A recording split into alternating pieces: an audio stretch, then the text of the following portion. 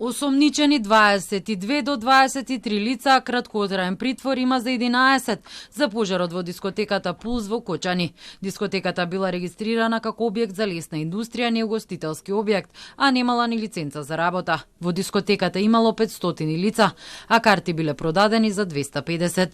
Пиротехнички средства поради кои изби пожарот ги донел бендот ДНК, а лицето задолжено за нивна употреба е меѓу жртвите.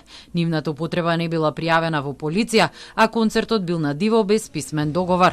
Од извори во истрагата за Телма велат дека всушност се работело за распрснувачки материјали кои може да се користат во простори кои треба да се високи најмалку 8 метри. Прекршени биле повеќе стандарди за противпожарна заштита. Имало само 2 ПП апарати, немало излезни врати за евакуација. Системот во Македонија е корумпиран на тоа ниво што слободно можеме да кажеме дека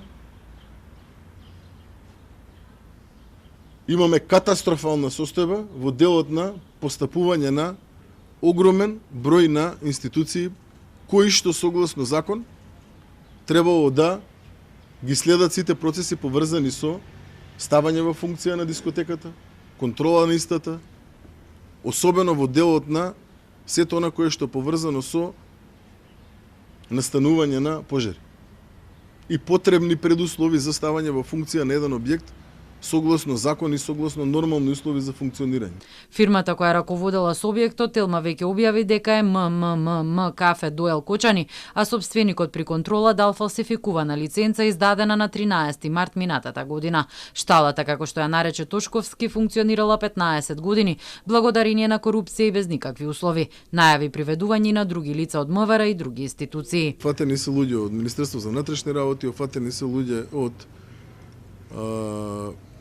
други институции, од повеќе институции се опфатени, сега не знам моментално кој е приведен, кој не е, затоа не би сакал да... И од поранешните и од сегашните.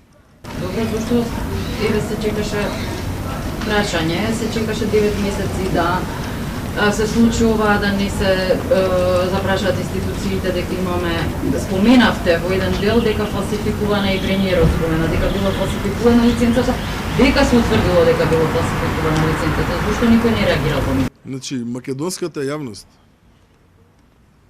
мора да биде запознаена со фактот дека оваа држава е оставена во ситуација во која што е оставена после 30 години ваква како што е. Ние не спиевме овие 9 месеци.